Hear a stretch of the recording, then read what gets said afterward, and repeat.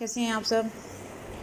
आज हमारा टॉपिक है liabilities of parties to negotiable instruments. तो हम बात करेंगे कि जो भी पार्टीज़ नेगोशिएबल इंस्ट्रूमेंट के साथ इन्वॉल्व रहती हैं, कनेक्टेड रहती हैं, उनकी लायबिलिटी किस तरीके से हम स्पेसिफाई करेंगे। तो सबसे पहले हम बात करेंगे बिल ऑफ एक्सचेंज की। और बिल ऑफ एक्सचेंज जो पर्सन लिखता है उसे हम ड्रॉअर कहेंगे या मेकर कहेंगे। और ये वो पर्सन है जो किसी पर्टिकुलर पर्सन पर ये इस तरीके का बिल लिखता है और उसे ये पर्टिकुलर अमाउंट पे करने के लिए ऑर्डर दिया जाता है। नाउ जो लिखने वाला है ऑब्वियसली उसकी अभी कोई लायबिलिटी नहीं है, क्योंकि वो तो पेमेंट लेने के लिए बिल लिख रहा है, राइट। लेकिन ऐसा हो सकता है कि मान लीजिए आपने एक बिल लिखा और उसके बाद आपने उसको किसी पर्सन को नेगोशिएट कर दिया, ट्रांसफ़र कर दिया। मान लीजिए आपने एक 5,000 की पेमेंट किसी पर्सन को करनी है, तो आपने बिल लिखा, एक्सेप्ट हो गया वो बिल। एक्सेप्ट का मतलब जिस पर्सन ने पेमेंट करनी है उसने एक्सेप्ट कर लिया। तो अब आपने उस बिल को क्या किया, आपने उस बिल को किसी ऐसे पर्सन को दे दिया जिस पर्सन को आपको पेमेंट करनी है। नाउ अब क्या होगा कि वो पर्सन जिसको आपने बिल दिया है वो उसकी पेमेंट उस व्यक्ति से ले लेगा जो एक्सेप्टर है। यहाँ तक बात क्लियर हो जाती है। तो अगर सब कुछ ओके चल रहा है देन ड्रॉअर की कोई टेंशन नहीं है, क्योंकि उसे पता है कि जो बिल आपने दिया गया है उसकी पेमेंट टाइम पर हो जाएगी। लेकिन कई बार ऐसा होता है कि ड्रॉअर भी इस लपेटे में आ जाता है। वो इसलिए क्योंकि अगर एक्सेप्टर ने मान लीजिए एक्सेप्ट ही नहीं किया, फिर आप क्या करेंगे। एक तो ये होता है ना कि आपने बिल लिखा, एक्सेप्टर ने एक्सेप्ट किया, देन आपने उस बिल को ट्रांसफ़र किया, एक ये सिचुएशन है। एक ये है कि आपने बिल लिखा, एक्सेप्टर ने एक्सेप्ट ही नहीं किया। एक तो एक्सेप्ट किया नहीं, और अगर एक्सेप्ट किया तो जब टाइम आया पेमेंट का तो उसने पेमेंट करने से इनकार कर दिया। दो बातें हो गई। तो अगर उसने एक्सेप्ट ही नहीं किया देन तो कोई वो बिल एक्चुअली वो कंप्लीट ही नहीं हुआ, राइट। और अगर उसने एक्सेप्ट कर भी लिया तो जब पेमेंट का समय आया उसने पेमेंट देने से उस व्यक्ति को इनकार कर दिया जिस व्यक्ति को आपने बिल दे दिया था, यानी ट्रांसफ़र कर दिया था, ठीक है। तो इस केस में तो फिर आप को लायबिलिटी देनी पड़ेगी। और जिस भी पर्सन को आपने 5,000 देने थे, अब वो बिल तो उसको उसका रिडीम नहीं हो पाया ना, उसको पेमेंट नहीं मिल पाई है, देन ऑब्वियसली वो आपके पास आएगा उस पेमेंट के लिए। तो you will be liable for the payment of that amount, right. लेकिन एक कंडीशन है जिसमें आप छूट सकते हो, राइट। अगर आपको ऐसे लग रहा है कि नहीं, छूटने का सीन ये है कि मान लीजिए अगर बिल टाइम पर प्रेजेंट नहीं हुआ तो आपकी लायबिलिटी ख़त्म हो जाएगी। बट हम ड्रॉअर को पेमेंट के लिए लायबल तभी बना सकते हैं अगर उसे एक नोटिस मिला हो जिसका नाम है नोटिस फॉर डिसऑनर, ठीक है। अगर आपके 5,000 वाली पेमेंट जिस व्यक्ति को आपने बिल दिया है उसको मिली नहीं एंड वो आपको एक नोटिस देता है, पेमेंट डिसऑनर का एक नोटिस दिया जाता है, प्रॉपर आपको रिसीव करवाया जाता है उस नोटिस को, देन आपको लायबल मानेंगे। अदरवाइज़ आपको लायबल नहीं माने, ऐसे वर्बली नहीं कुछ होगा, ठीक है। ये हो गया सिचुएशन एक बिल ऑफ एक्सचेंज लिखने वाले व्यक्ति का। फिर दूसरी बात आती है हमारी liability of the maker of A promissory note. Promissory note कौन व्यक्ति लिखता है, जिसको पैसा देना है, राइट। वो प्रॉमिस कर रहा है एक पर्टिकुलर अमाउंट को पर्टिकुलर व्यक्ति को या उसके ऑर्डर पर किसी पर्टिकुलर व्यक्ति को देने का। तो अगर वो टाइम पर पेमेंट नहीं करता है, आपने प्रोमिसरी नोट लिख दिया और आपने उसमें मेंशन कर दिया कि जी मैं इतना पैसा इस व्यक्ति को इतने टाइम पर दे दूँगी, ठीक है। लेकिन टाइम आने पर आपने उस व्यक्ति को पेमेंट देने से इनकार कर दिया तो आप लायबल हो गए उस पेमेंट के लिए। ऑब्वियसली आपने प्रॉमिस किया है तो अब आपको ही लायबल बनाया जाएगा ना, और तो कोई व्यक्ति बीच में है नहीं, ठीक है। तीसरे वे आ जाते हैं liability of the drawer of a cheque. अब चेक के बारे में बात करते हैं। आपने एक 5,000 का चेक लिखा और एक ऐसे पर्सन को दे दिया जिसको आपको पैसे देने थे, कैश नहीं दिया, आपने उसको चेक दे दिया। वो पर्सन चेक लेकर बैंक गया, बैंक ने देखा आपके अकाउंट में तो पैसे ही नहीं है, उन्होंने चेक का पेमेंट करने से इनकार कर दिया।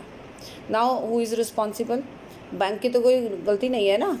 हाँ, अगर बैंक बिना किसी वैलिड रीज़न के आपका पेमेंट करने से इनकार कर देता है, चाहे आपके अकाउंट में पैसा भी क्यों ना हो, तब बैंक रिस्पॉन्सिबल होगा। अदरवाइज़ बैंक कहाँ से पैसे देगा जब आपके अकाउंट में पैसे ही नहीं है। तो उस केस में वो व्यक्ति वापस अपना चेक लेकर जो डिसऑनर्ड हो गया है आपके पास आएगा एंड आपको पेमेंट करनी होगी।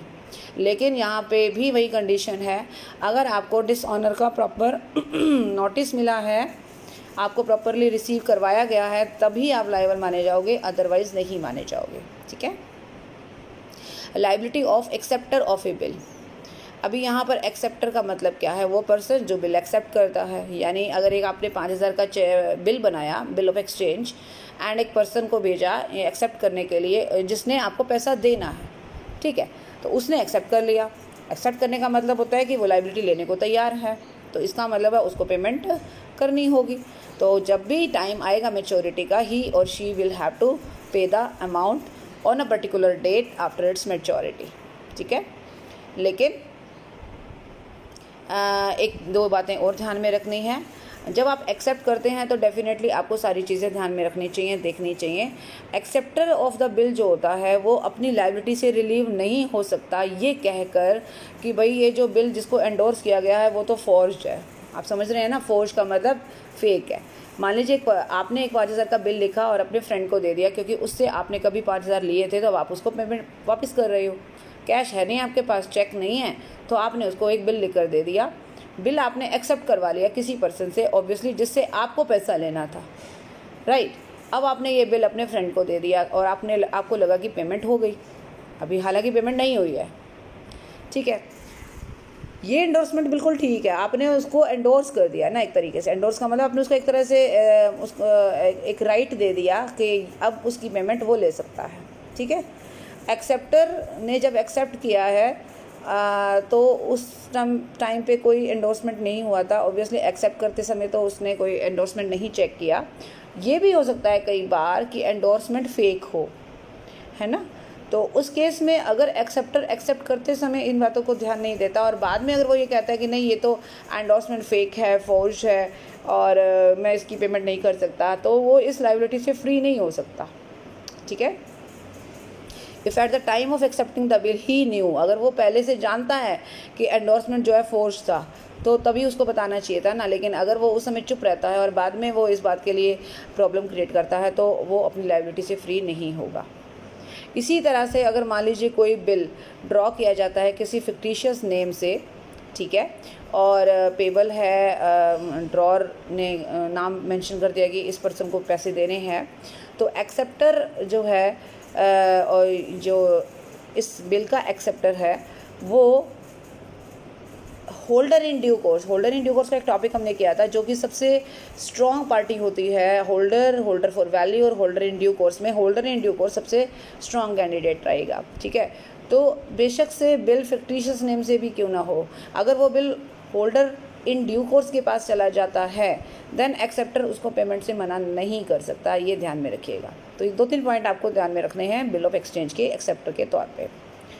Liability of the drawee of a cheque. अभी ड्रॉई कौन है? यहाँ पर ड्रॉई बैंक है। जो चेक है हमेशा बैंक पर लिखा जाता है, इसलिए ड्रॉई हमेशा चेक का जो होता है वो बैंक होता है। ठीक है। हमने बैंक को ऑर्डर दिया है कि आप इतने पैसे जो है ये पर्टिकुलर पर्सन जो भी आएगा चेक लेकर, तो आप उसको दे दोगे। ठीक है। तो अब बैंक की रिस्पॉन्सिबिलिटी क्या है कि वो जब भी चेक उसके पास आए वो अकाउंट चेक करे, सिग्नेचर मैच करे और भी जो फॉर्मेलिटीज़ है वो करे, और उसके बाद जो पेमेंट उसकी बनती है वो पेमेंट जो है उस पर्सन को दे दे या उसके अकाउंट में डाल दे।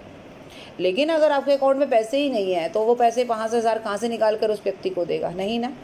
तो इस केस में वैलिड रीज़न है उसके पास और वो चेक की पेमेंट रोक सकता है। लेकिन अगर वो without any valid reason cheque की पेमेंट रुकता है तो बैंक रिस्पॉन्सिबल होगा पर्सनली। तो यहाँ पर जो चेक का ड्रॉई है यानी कि बैंक है, वो भी लायबल माना जाएगा अगर वो बिना किसी जेन्युइन रीज़न के चेक की पेमेंट रिलीज़ करने से इनकार कर देता है। लायबिलिटी ऑफ द एंडोर्सर जिसके फेवर में आपने नेगोशिएबल इंस्ट्रूमेंट एंडोर्स किया है। यानी आप मान लीजिए चाहते हैं कि एक पर्टिकुलर व्यक्ति को पेमेंट मिल जाए, तो आपने वो नेगोशिएबल इंस्ट्रूमेंट एक तरीके से उसको दे दिया, ट्रांसफ़र कर दिया। अब उसकी पेमेंट लेने का अधिकार उसका हो गया। ठीक है। और उसके लिए बाकायदा एंडोर्समेंट किया जाता है इंस्ट्रूमेंट पे। ये टॉपिक हम आपको बाद में करवाने वाले हैं। तो एंडोर्समेंट हमेशा बिफोर मैच्योरिटी होगा।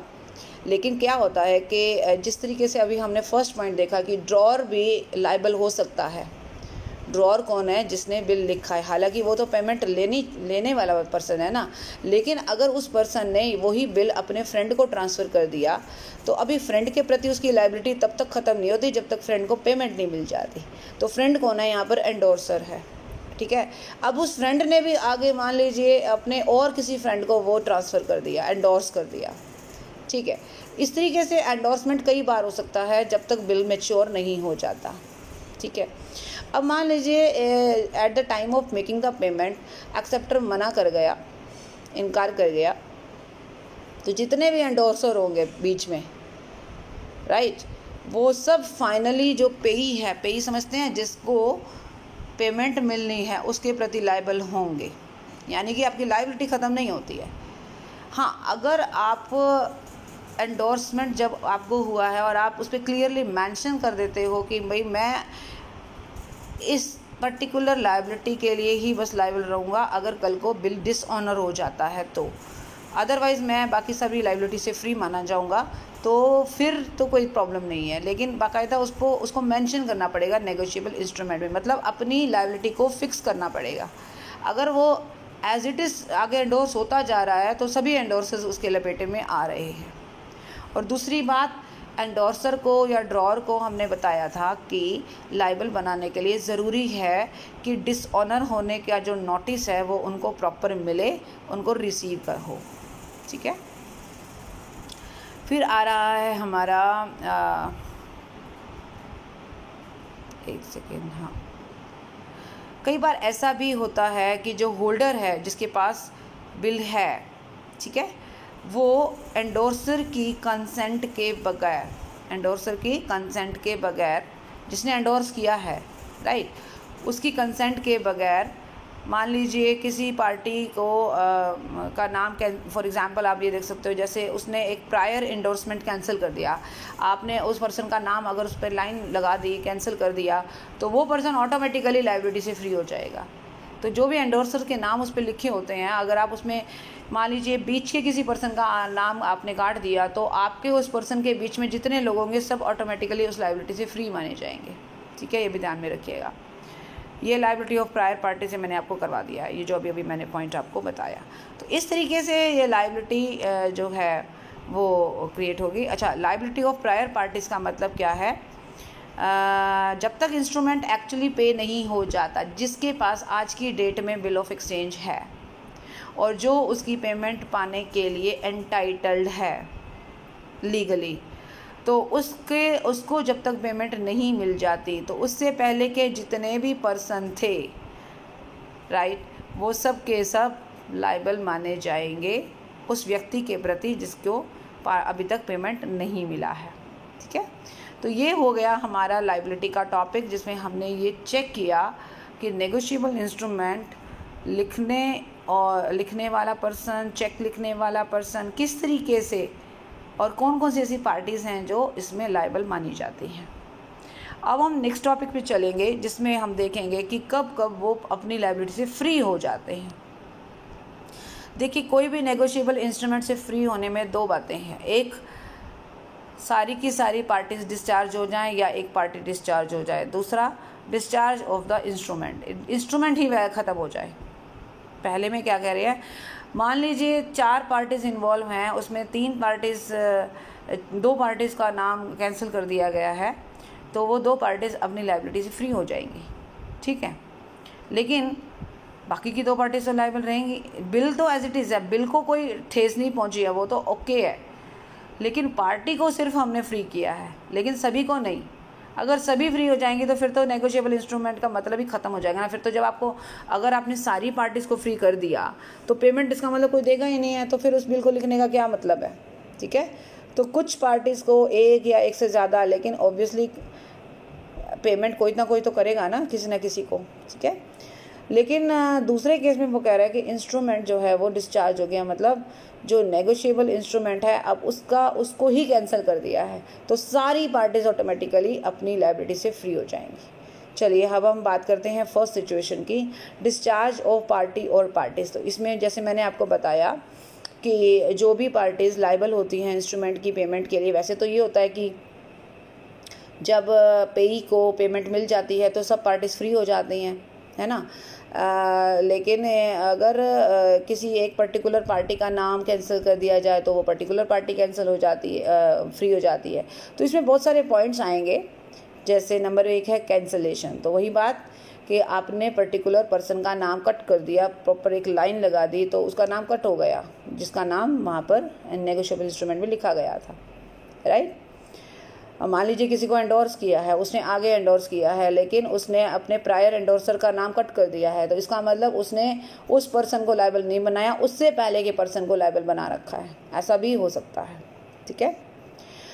दूसरा कह रहे हैं बाय रिलीज। यहाँ पे भी वही बात है कि मान लीजिए अब एक एग्जांपल भी दे रखा है कि होल्डर ने जिससे पैसे लेने हैं, मान लीजिए हम पेयर की बात करते हैं, जो डेटर है, डेटर को ये कह दिया कि आपने जो 5,000 देने हैं उसके बदले में आप सिर्फ 2,000 दे दो तो मैं आपकी लायबिलिटी फ्री समझूंगा। उसने आपको 2,000 दे दिए और आपने उसका नाम, यानी कि उसको एक तरीके से लायबिलिटी से फ्री कर दिया। तो bye accepting only the particular amount you can release the debtor from making his और हर पेमेंट।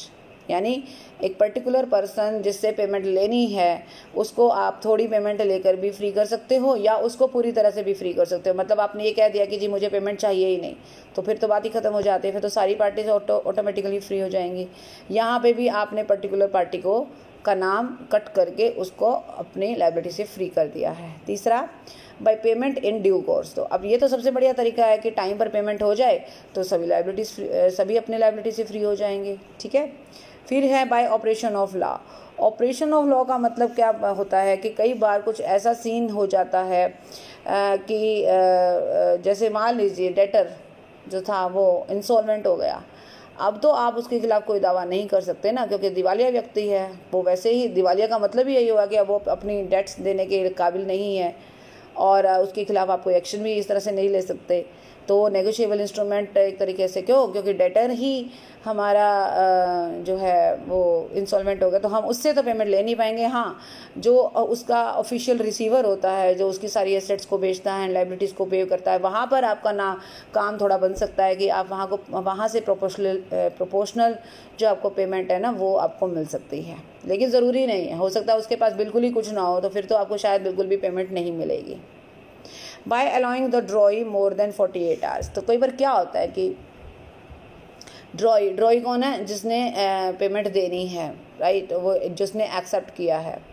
अब अगर आप उसको पेमेंट देने के लिए 48 आवर्स से ज़्यादा का समय दे देते हो एक्सक्लूसिव ऑफ पब्लिक हॉलीडेज़, कई बार क्या होता है, वैसे तो जो समय दिया गया वो तो है ही है, उसके अलावा भी अगर आपने जो है क्या किया है, उसको ड्रॉई को अलाउ कर दिया है, 48 आवर्स का से ज़्यादा का टाइम दे दिया है।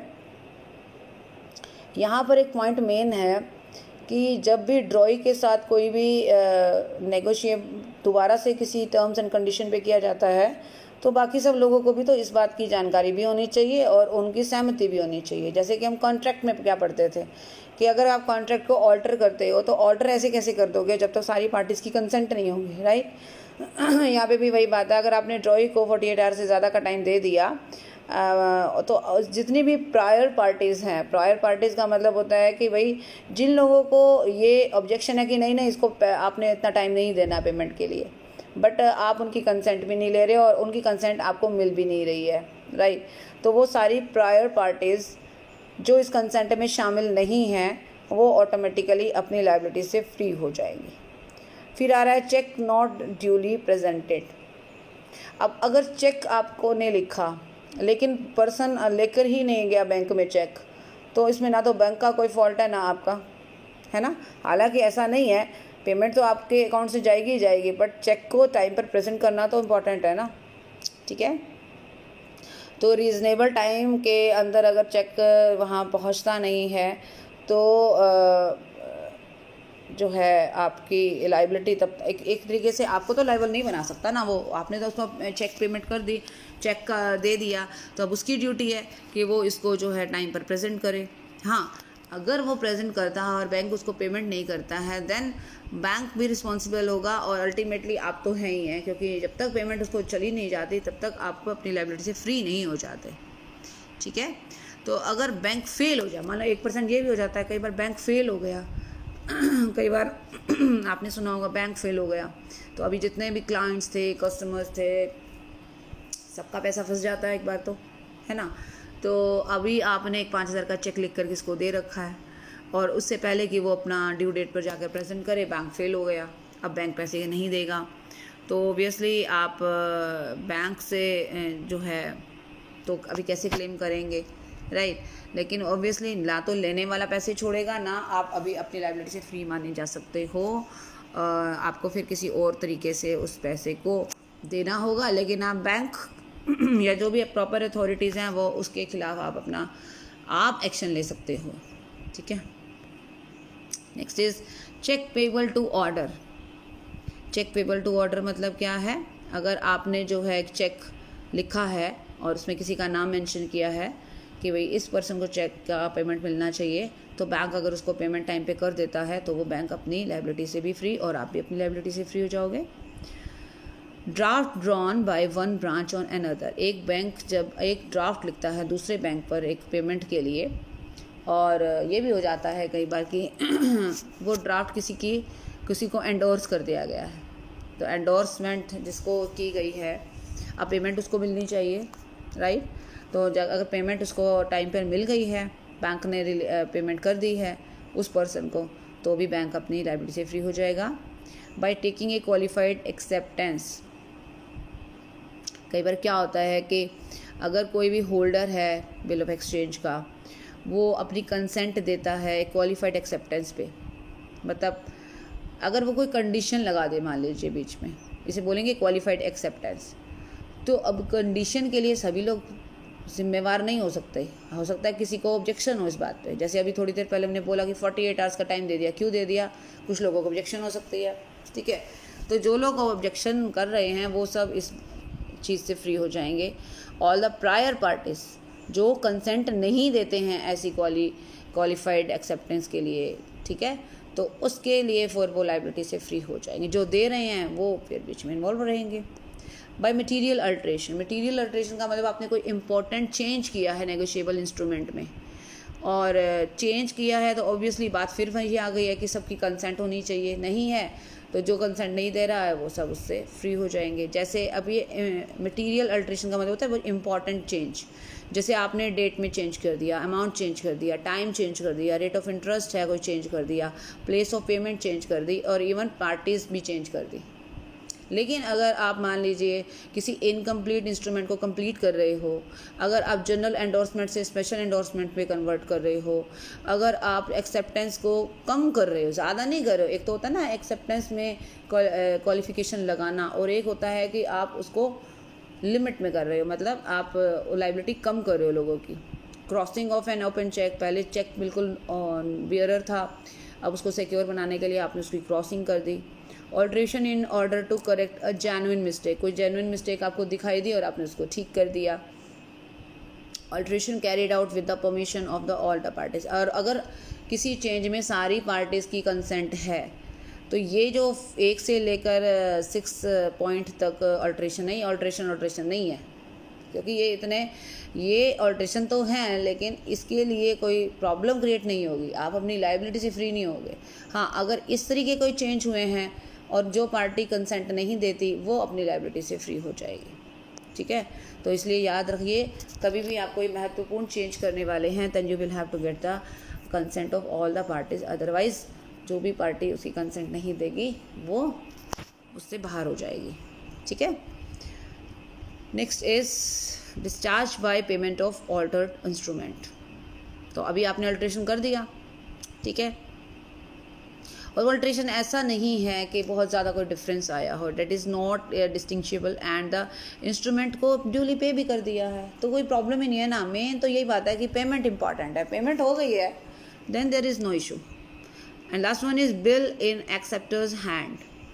बिल इन एक्सेप्टर हैंड का मतलब क्या है, एक्सेप्टर मान लीजिए ऐसा भी हो सकता है, कई बार एक छोटा सा मैं आपको इसमें अगर जोक भी सुना सकते हो कि आपने एक आपकी फ्रेंड को गिफ्ट किया, उसने आगे गिफ्ट वही वाला गिफ्ट उसने तीसरी फ्रेंड को दे दिया, और करते करते 10 लोगों के हाथों से बाई चांस वो गिफ्ट आपके पास ही आ गया, ऐसा भी हो सकता है, राइट।